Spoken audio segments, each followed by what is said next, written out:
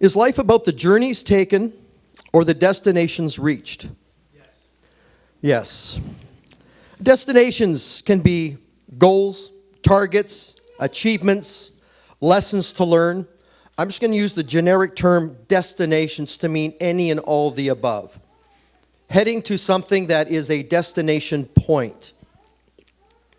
Somewhere that we're not currently at. Looking forward to that one. Yep. As we've now left 2025 in the rearview mirror and look ahead to 2026, we often take the time to analyze or assess our achievements of the past year. We measure how close we came or didn't come to accomplishing the goals and plans we had set out for ourselves. We go about setting new plans for the coming year, asking God what He has for us to do for Him this year or what He is wanting to work on in our lives at this time. There's often that strange mix of emotions, at least it is for me, that we experience as we look back over the past year or longer. There's this disappointment in goals or opportunities missed. There's a joy in goals accomplished, and optimism about the year that's yet to come or the time yet to come.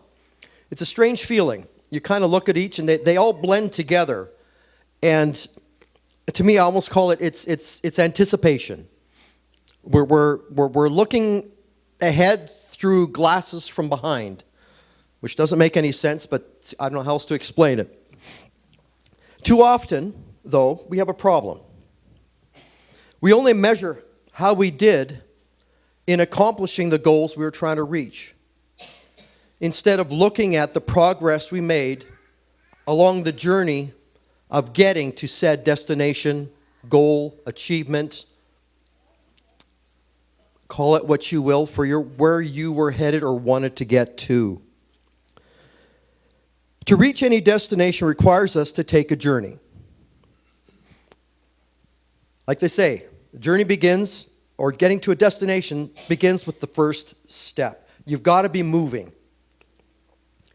We will never reach a goal or any achievement in life unless we actually start on the journey it's going to take to get there. As we look at our lives in this way, it makes me wonder how God sees it from His perspective. Are the individual's journeys that we take as important as reaching each destination He gives us?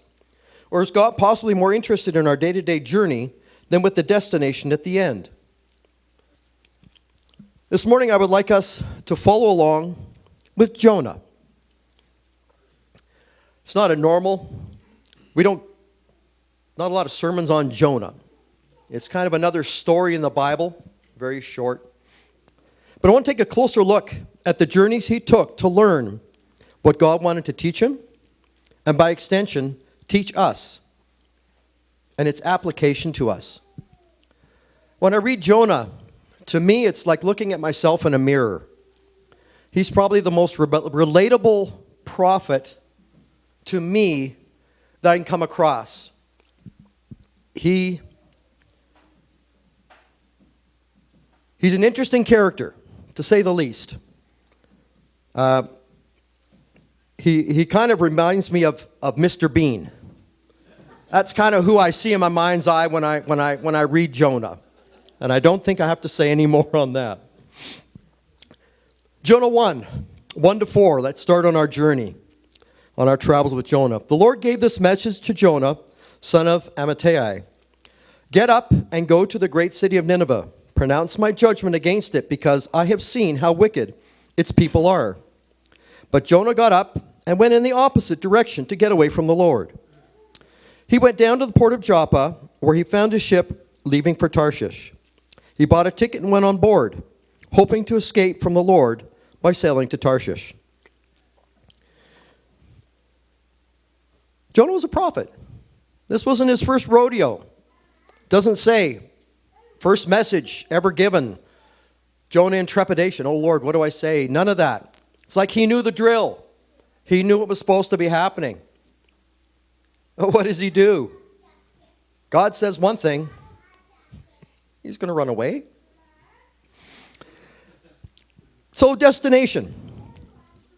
Goal he was heading towards or was given. God commanded his prophet Jonah to go to the wicked city of Nineveh, the capital city of Israel's brutal enemy, the Assyrians.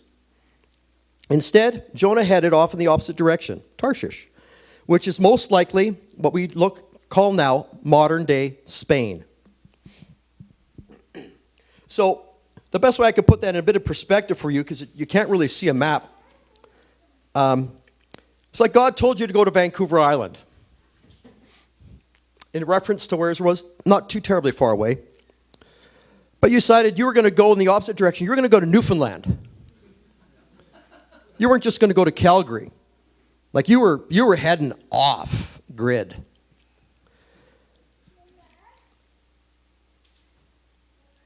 We don't know. We're not given any history in Jonah. We don't know his story. It was Assyria. It was Israel's hated enemy. We don't know any backstory. I really would like to sit down with Jonah and have a coffee with him.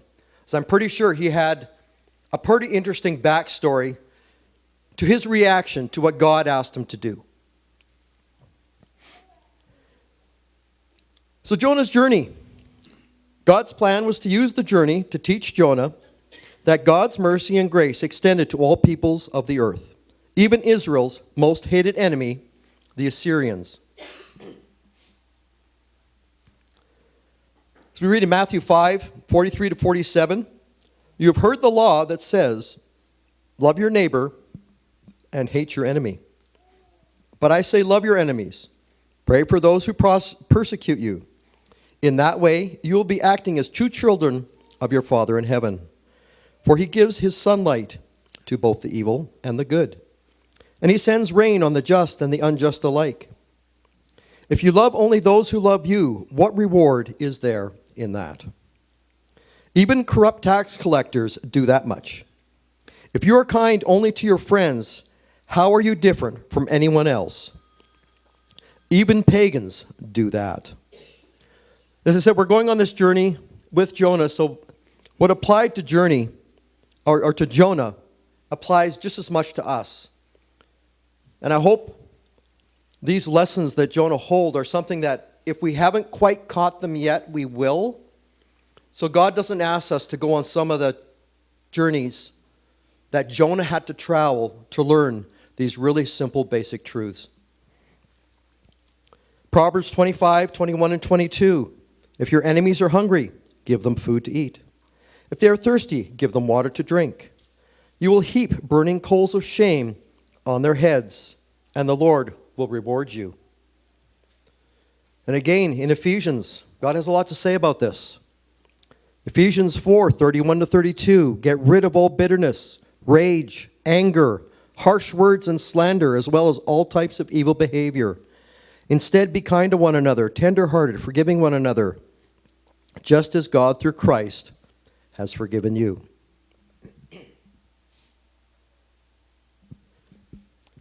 So as we carry on with the story of Jonah, we're going to skip through chapter. I'm jumping through segments. But the Lord hurled a powerful wind over the sea, caused a violent storm that threatened to take the ship apart. Fearing for their lives, the desperate sailors shouted to their gods for help and threw the cargo overboard to lighten the ship. The sailors found Jonah sleeping down in the hold through all of this and couldn't believe it. A couple things here. Jonah sleeping through a violent storm. I mean, I told I can sleep through anything by my wife, but there are limits. Anybody who's been on a boat knows what even rough water feels like, especially when you're down in the hold. It's not a comfortable feeling. And these sailors were terrified. So these weren't weekend sailors, okay? He was heading from Israel to what we call modern-day Spain. That's a long travel. That's through the Mediterranean, heading out. They knew how to handle the rough stuff. And they were terrified. Just keep that image in your head as we continue to go. That was the kind of storm that was happening. And Jonah answered when they asked him, "How in the world can you be sleeping? He says, I'm a Hebrew, and I worship the Lord, the God of heaven, who made the sea and the land. The sailors were terrified when they heard this, for he had already told them that he was running away from the Lord. Oh, why did you do it, they groaned. And since the storm was getting worse all the time, they asked him, what should we do to you to stop this storm? Throw me into the sea, Jonah said, and it will become calm again. I know that this terrible storm is all my fault. So then the sailors picked Jonah up, threw him into the raging sea, and the storm stopped at once. The sailors were awestruck. They'd seen everything. They hadn't seen that ever before. They were awestruck by the Lord's great power, and they offered him a sacrifice and vowed to serve him. Now the Lord had arranged for a great fish to swallow Jonah, and Jonah was inside the fish for 3 days and 3 nights. Lucky Jonah.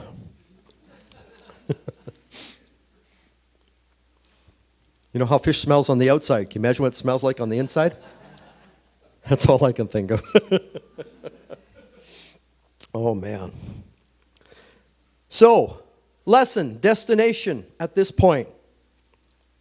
You can run from God or God's plan for you, but there's going to be consequences. Whenever you try to run to, God is already there waiting for you. You can't get away. As David the psalmist says, doesn't matter where I go, how high, how low, how far, you're already there. We're never running away from God. We're actually running to God. Thank goodness. Think about that. There is no running away from God. No matter what you do, where you go, what your choices are, you're actually running to God. Going toe-to-toe with God in a fight, you're never going to win that one. Jonah found that he could not get away from God.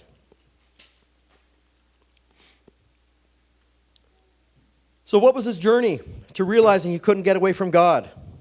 Well, God used Jonah's journey of going through the violent storm and enduring 3 days in the belly of a whale to teach, change his mindset, and show Jonah that running away from God was a pointless endeavor, and that following God's plan is always the blessed choice to make.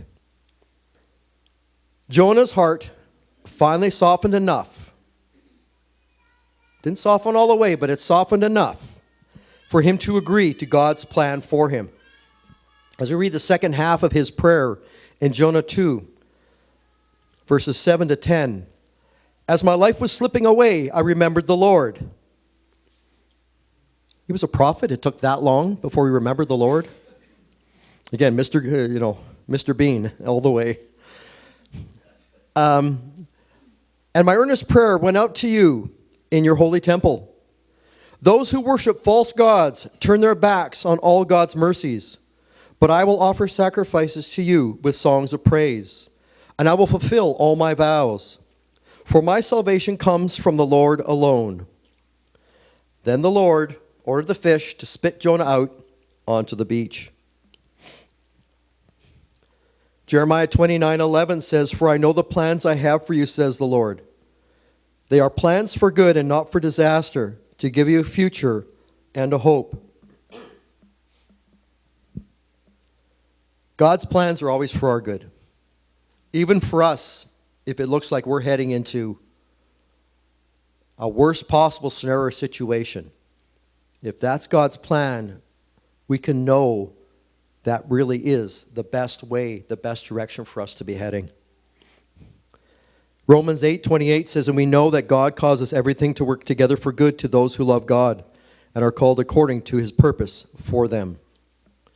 Proverbs 3:5 and 6, Psalmist David writes, I guess the Proverbs were Solomon, wasn't it?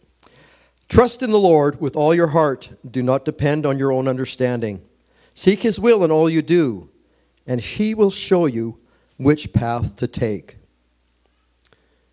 So I was talking to someone here. God can't lead somebody who's not moving. Even if we're going in the wrong direction, we're moving. And God can direct, steer, change our path to where it needs to go. Now, the interesting part about this, as I look at this, and I looked it up on a map to see, so often we equate it to the children's story we get in Sunday school. Jonah got spit up on a beach, and there he was, at his destination's point, ready to go preach to Nineveh, right?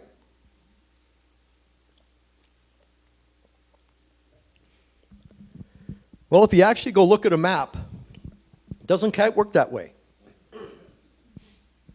Nineveh was kind of between two major bodies of water. I looked up the river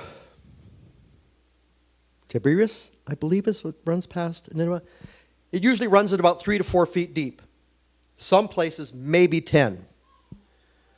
Not going to have much size of a whale heading down those rivers and waters. He still had some traveling to do. He didn't just miraculously get spit out where he needed to get at. God doesn't always place us exactly where we need to be. There's still usually journeys we need to take, places we need to go, directions we need to head before we get to where we're trying to get to.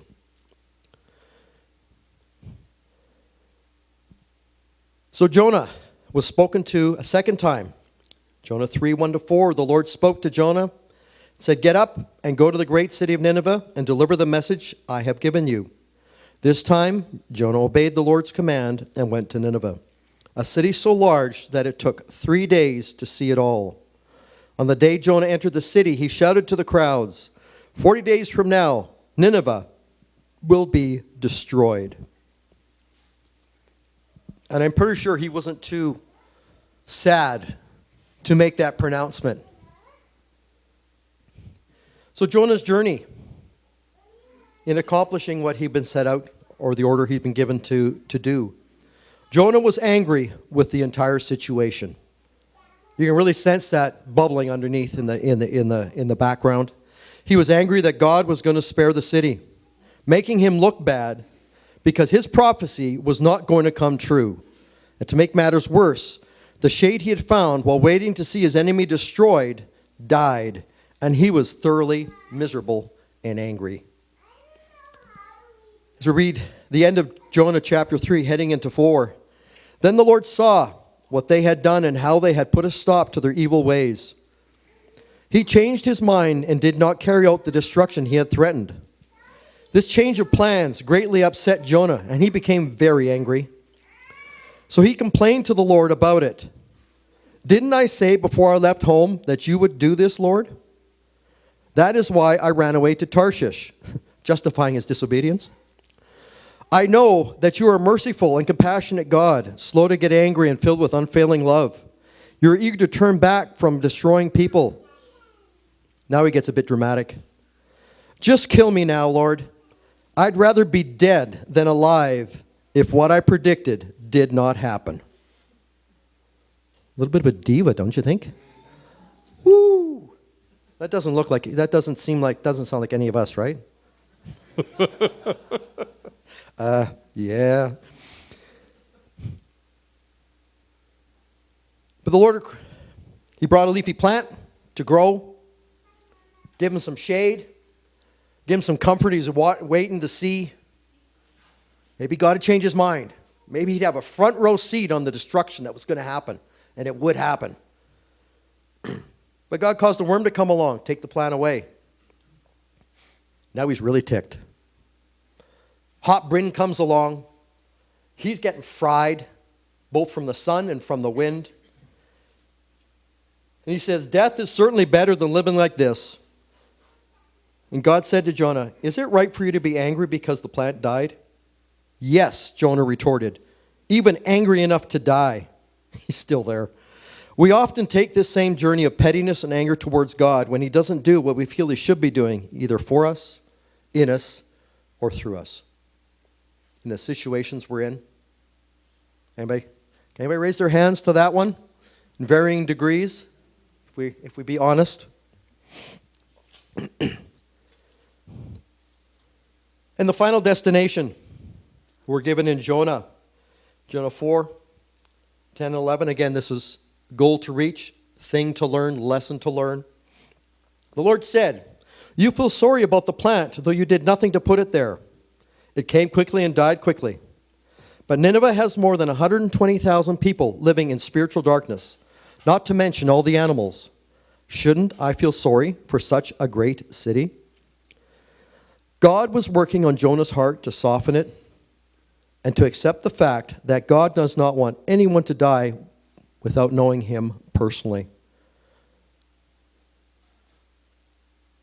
God is in the heart transformation business. John 3:16 and 17 says, "For God loved the world so much that he gave his one and only Son, so that everyone who believes in him should not perish but have eternal life. God sent his Son into the world not to judge the world, but to save the world through him." And again, the journey, which is our journey that Jonah took. God will always be after our heart. Just like he was after Jonah's. A heart that is soft, compassionate, loving and accepting of others. A heart fully committed to him. This is why the Lord takes us through journey after journey to reach ever more difficult destinations. He is constantly working on our hearts, refining us to reach the pure gold, to attain the pure heart that he already sees in us. Our final destination is heaven, but it is the journey that we take to get there that has God's undivided attention. Life is all about the journey. When we take the time to look back over our life, all the best stories, the most poignant and meaningful memories are made during our many journeys through this adventure we call life. God wants us to be in the mindset that each and every new day, each challenge we come up against, every trial or battle that we face up to, fight our way through and put behind us, is God's way of teaching us, of molding us to be more and more like him. Then we will be ready to receive every single reward he has for us, both now and in eternity to come.